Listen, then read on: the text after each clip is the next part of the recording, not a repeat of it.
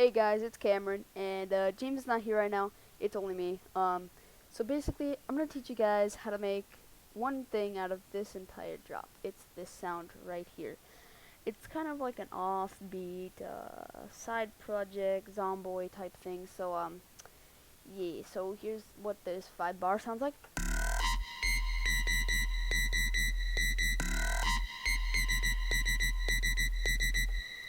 So I'm gonna teach you guys how to make this sound.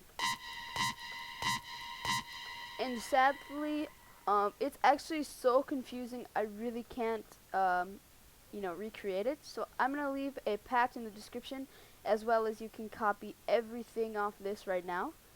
So I'll just say pretty much what it is. So you get a sine triangle. You put a LFO like this as a performer at 8.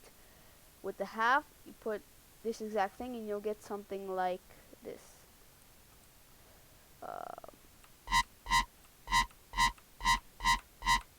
And then you put the performer on the amp, you put the performer on the double notch, and you basically just the secret behind this sound is a modulation oscillator. So you get a phase 1 and you put it to about there, and you put a modulation about there and put it up 31. I'm playing E right now, E minor, so there's what it sounds like. So that's, oh shit, that's the patch.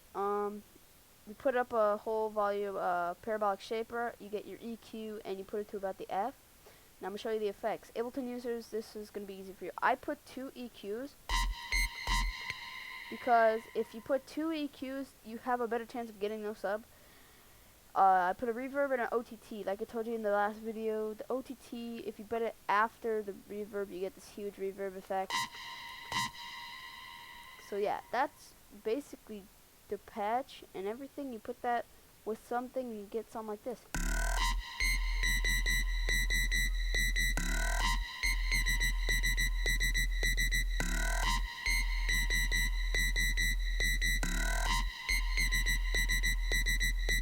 And I'll also be making a tutorial on this and this soon. Maybe the growl.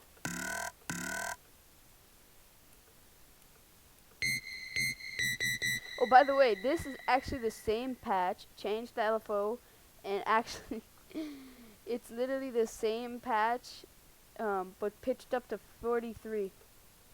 So yeah.